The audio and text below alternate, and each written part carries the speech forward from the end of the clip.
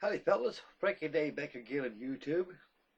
Today on YouTube I have an update build report on Frankie Day's Battle of Britain group build featuring my Airfix 124 scale Spitfire Mark 1.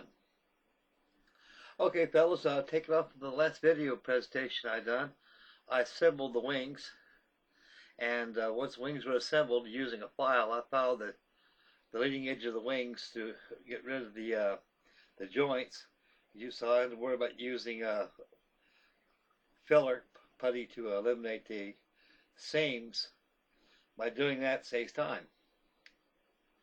Once the wing halves were glued on top of the bottom wing section, I clamped and let them dry 24 hours. When done, I went ahead and joined them to the fuselage.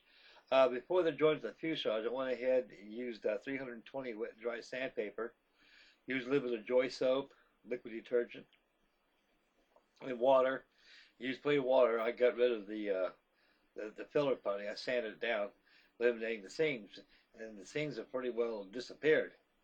But only do tell once the primer is applied. That'll be next procedure for tomorrow after the filler dries on my wing insulation on my fuselage. The wings were joined to the fuselage after the seams were sanded down on the fuselage assembly, and no fit issues were presented. I remember the last one I had the same problem. There was no fit issues at all, and once the wing was on, I used 5-minute epoxy, glued the wings in. And the only rough part I had is the trailing edge of the bottom wing as it joins to the fuselage. It had a memory of attempting to flex away from the fuselage, so that was overachieved. First what I did, I just went ahead and using rubber bands. I ran the whole wing section to the fuselage, let it dry for about 10 minutes. Removed the rubber band, and the wing was in position. The next time I went and applied my filler putty. Another thing too, folks, I should have posted an updated build report on the installation of the guns. They give you 830 caliber guns on the kit, and they give you 4 ammo boxes. These ammo boxes can only be viewed on the bottom side of the wing, which I'll show you on the camera. And there's no ammo feed belts that go from the ammo box to the guns themselves, as the later kits that Airfix produced, because this was the first 124 scale series that Airfix produced back in the turning of the 1970s when the kit first came out. The rest of the kit, like the Hawker Hurricane, also the P-51 Mustang, they had ammo feed belts on there that showed you everything on it. It had everything you needed for the gun assemblies on there. It's going to have that kit. But this one here on the Airfix Spitfire didn't have that. So that's got to be incorporated by the model itself, because there's no 124 scale ammo belts out there that can be done to that. It probably is in artillery, maybe. I don't know. I'm not too keen on aftermarket parts if they make any for 124 scale kits, as the Airfix one. They probably do, but I just haven't found it yet. So that's never mind here or there anyway. The plane's been assembled already. So at the stage of assembly, this airplane's pretty much 85% finished. So tomorrow I'm going to go ahead and sand the filler putty up the wings, and go ahead and give the plane a primer coat. See if I can find any imperfections, if there's any. The whole sequence has to be redone over again until all imperfections, the seams, eliminated. Okay, fellas, right here. Here's the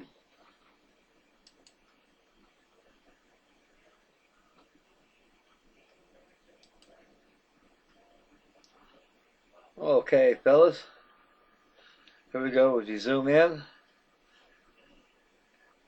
You can see the filler putty that's applied on the model itself. That had the installation of the wings. Flip around a little bit. As you can see, the filler putty along the wing root adjacent to the fuselage has been applied. And there's the gun bays right there, where the service panels are removable. And there's the filler putty's been applied there. Not much of a gap goes in under, but I always like to put enough on there to do the job for only one time only, guys. As you can see on the fillet at the trailing edge of the wing right there, that has to be filled in right there. That's about the only joint there was on the wing. Other than that, it's pretty well filled in, ready for sanding in tomorrow. So in the morning I should be able to sand it down and give it a primer coat. I noticed an imperfection up there. I can see that. I'm using gray primer, so I went ahead and refilled that again. It looked like it needed it, so just to save time, I went ahead and refilled that. And I'll pick it out of the zoom again. We'll pick her back up and show you the other sides. It's a beefy airplane, guys, to say the least. It's strong. It's a very strong model. We don't have to worry about breaking parts off that much. It's one thing about good old air-fixed plastic. It's strong. I'll zoom back in and show you some more details here, guys. Someday I'll master this camera. That's a radiator flap right there, fits back there. It's operational. As you can see, the ammo boxes right there. They're painted aluminum. I gave them a wash of black on there to open up the highlights. Ailerons are functional. I mean, they're functional on the model. And bring the undercarriage up, landing gears up, down, and I'll bring it back over. What I'll do before I paint the sky and underside surfaces of the wing, I'll put tissue in the wheel wells to prevent overspray from entering it. Now, protecting the landing gear. Yeah, it works, boys. The landing gear works. And a lot of detailing at that wing. I spent about 6 hours on the wing itself. And I went ahead and applied some more filler putty under the front of the nose of the fuselage right there. It looked like I saw an imperfection right there because lights present a lot of shadows, guys. Lights, you'd be surprised the contrast of light can show shadows. I saw an imperfection, so I went ahead and filled that again to save time. Take her out of zoom. I'll pick her back up again, lay her on her bottom. Different angle, fire another shot here at it. I'll swing around a little bit. I want down low is about a wooden plaque. I'm going to mount that on when I get done with it. I've got some railroad scenery I'm going to buy and make a nice little diorama out of that when I finish up the build. As you can see, I got the filler putty along the wing root and the fuselage. Another close-up of the engine again, fellas. It's going to be a dandy of a... Oh, there you go, fellas. There's a walk around of the update build on my Spitfire. Next I need to do is start perfecting a better way to use that camera. And a better way I can position it. Because, gee, folks, it's hard to explain my workshop back here. I feel like I'm pushing the corner and I can't get out. I got models above my head all around me, and I got just enough, very much room just for this camera here to fit. And it really kind of presents some kind of a problem. But I think tomorrow, before I get too much involved, and I'm going to go ahead and make a better arrangement for this camera so I can be able to zoom in and zoom out without shaking it. So I think I got a pretty good idea. I think my biggest problem is I got my camera a little bit too close to my work. And if I set it back probably another couple more feet, I could probably get it right. So anyway, like I say, I know nothing about these cameras, folks, so you got to excuse my ignorance on these things. If I can be able to master the camera like I do on model building, I'll be ahead of the ball game. Okay. Okay, guys, that's it for the update build report on my Spitfire.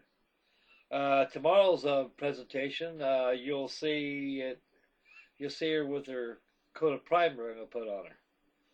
So tomorrow morning, when I get up, I'll have a cup of coffee. I'll go ahead and take her over to the sink in the kitchen of my house and sand down the putty off the wings, let it dry, and go back and airbrush some gray primer mix that I made.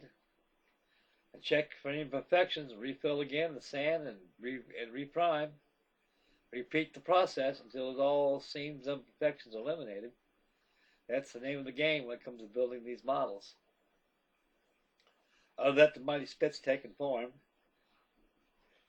Warren's probably about the same the same as I am on his build, like mine. We're pretty much neck to neck, and he's probably got his wings joined on there. He's busy as a beaver. He sure makes that 109 shine. How he does it. Does a good job. Boy, he loves that eagle's nest, and nothing wrong with that. Man's got to have a man cave. Here's my man cave, boys, right back in here. My wife does her thing. I'm here doing mine.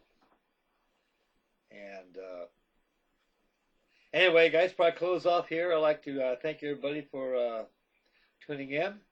And Alex, I hope you got some good rest, buddy.